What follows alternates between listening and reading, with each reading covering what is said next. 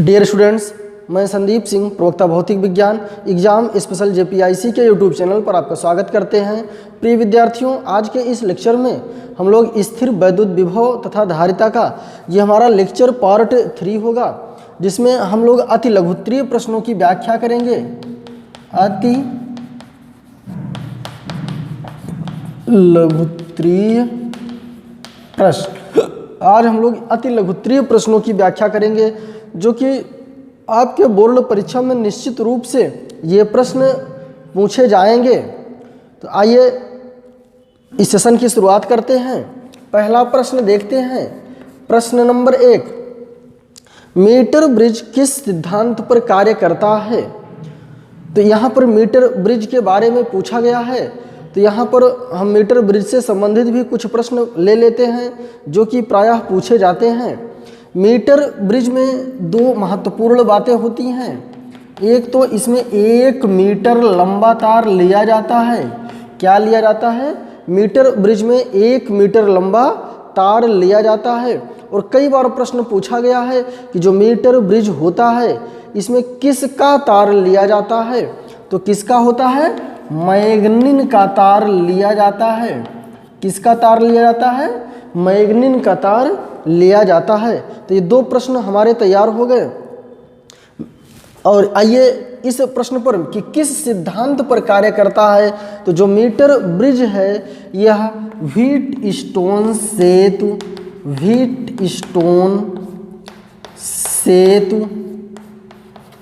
के सिद्धांत पर कार्य करता है। तो मीटर ब्रिज जो होता है, ये किस सिद्धांत पर कार्य करता है? तो यह व्हीटस्टोन सेतु के सिद्धांत पर कार्य करता है। व्हीटस्टोन सेतु के सिद्धांत पर कार्य करता है। व्हीटस्टोन सेतु में आप जानते हैं कि इसमें 4 समांतर भुजाएं ली गई होती हैं।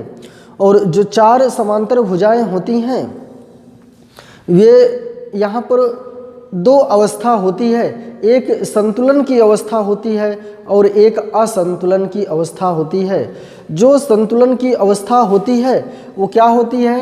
P/Q बराबर R/S, या फिर कई जगह R1/R2 और R3/R4। ये दोनों बातें एक ही है। विद्यार्थी इसमें किसी प्रकार का कन्फ्यूजन ना रखें। वहाँ पर जहाँ पर P/Q बराबर R/S है, वहाँ पर प्रतिरोध PQRS लिए गए हैं। और जहाँ पर R1, R2, R3, R4 है, वहाँ पर प्रतिरोध R1, R2, R3, R4 लिए गए हैं। तो हम उम्मीद करते हैं कि ये प्रश्न जो है बिल्कुल आपका कन्फर्म हुआ होगा कि मीटर ब्रिज किस सिद्धांत पर कार्य करता है। व्हीटस्टोन सेतु के सिद्धांत पर कार्य करता है।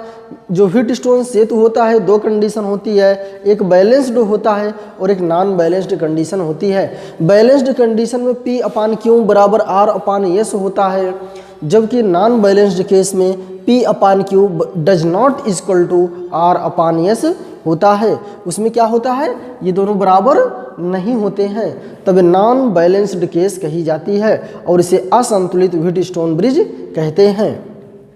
आइए दूसरे प्रश्न की व्याख्या करते हैं। धारा घनत्व से आप क्या समझते हैं? बहुत महत्वपूर्ण प्रश्न है।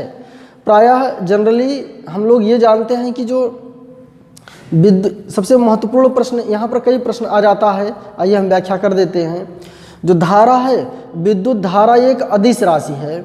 हम सभी लोग जानते हैं, क्योंकि यह वेक्टर के नियम का पालन नहीं करती है।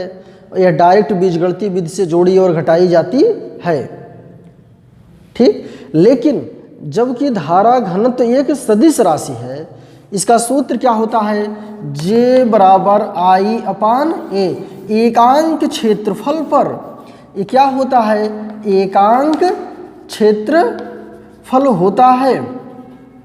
तो इसलिए यह एकांक क्षेत्रफल पर धारा की माप होती है, धारा का अनुपात होता है। एकांक क्षेत्रफल पर धारा का अनुपात होने के कारण धारा घनत्व तो एक सदिश राशि होती है, क्योंकि यह पार्टिकुलर किसी बिंदु पर विद्युत धारा की और उस एकांक क्षेत्रफल के अनुपात को व्यक्त करता है। इसलिए यह एक सदिश राशि है।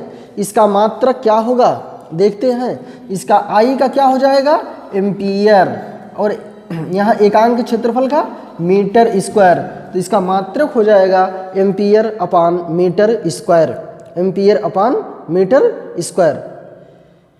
इसका विमीय सूत्र क्या होगा, देखिए I का क्या हो जाएगा, A हो जाएगा, और इसका L की पावर 2 हो जाएगा, तो जब ये ऊपर जाएगा तो L की पावर -2 हो जाएगा।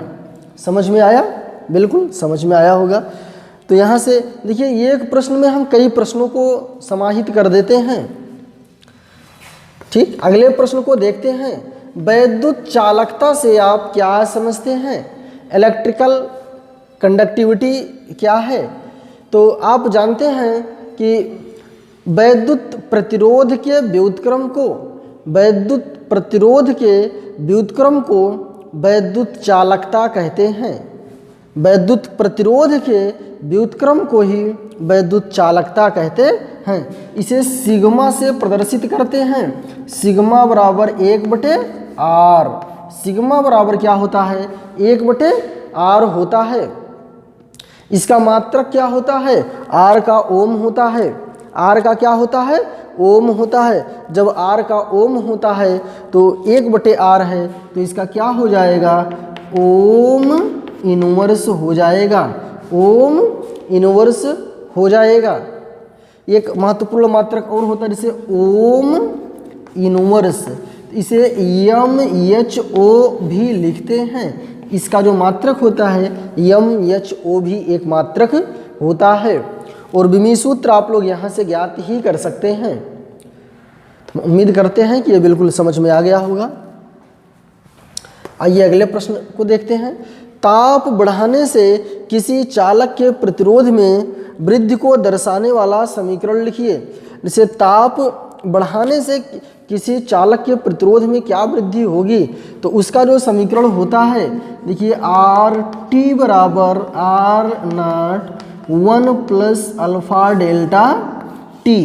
RT बराबर R0 1 plus alpha delta T होता है। तो यहाँ पर इस समीकरण में क्या क्या होते हैं, जो RT होता है ये T डिग्री सेल्सियस पर वैद्युत प्रतिरोध होता है, T डिग्री सेल्सियस पर वैद्युत प्रतिरोध होता है, और 0 डिग्री सेल्सियस पर वैद्युत प्रतिरोध होता है। अल्फा क्या होता है, रेखीय प्रसार गुणांक होता है। अल्फा क्या होता है, रेखीय प्रसार गुणांक होता है। और डेल्टा टी क्या है, ताप में अंतर है। डेल्टा टी क्या है, ताप में अंतर है। तो यहाँ से यही वो समीकरण है, यहाँ से किसी भी प्रतिरोध का ताप और उसके ताप में और उसके रेजिस्टेंस में हम वो संबंध ज्ञात कर सकते हैं। आइए अगले प्रश्न को देखते हैं। अनओमीय परिपथ क्या है, ये मोस्ट इम्पॉर्टेंट प्रश्न है, इसको आप डबल स्टार लगा लीजिएगा। ये मोस्ट इम्पॉर्टेंट प्रश्न है, अनओमीय परिपथ क्या है। देखिए अनओमीय मतलब जो ओम के नियम का पालन ना करता हो, जो ऐसे प्रतिरोध जो ओम के नियम के प्रतिरोध जो ओम के नियम का पालन पूर्णतः नहीं करते हैं, वे अनओमीय परिपथ कहे जाते हैं। उदाहरण होता है डायोड बल्ब, डायोड बल्ब, विद्युत बल्ब, ये सब क्या करते हैं, ओम के नियम का पालन नहीं करते हैं। और जो ओम के नियम का पालन नहीं करते हैं उन्हें हम क्या कहते हैं, अनओमीय परिपथ कहते हैं। उन्हें क्या कहते हैं, अनओमीय परिपथ कहते हैं।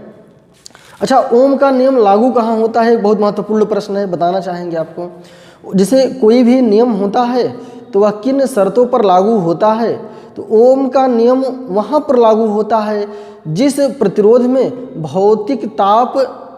भौतिक अवस्था विशेष करके ताप नियतांक हो, तब वहाँ पर ओम का नियम लागू होता है। भौतिक अवस्था विशेषकर ताप क्या हो, कांस्टेंट हो, तो वहाँ पर ओम का नियम लागू होता है। तो हम उम्मीद करते हैं कि ये सभी प्रश्न आपके समझ में आए होंगे, और जो भी प्रश्न बताए जा रहे हैं आप इनको नियमित रूप से वीडियो को देखें। निश्चित रूप से परीक्षा में यहाँ से प्रश्न पूछे जाएंगे। Thank you very much.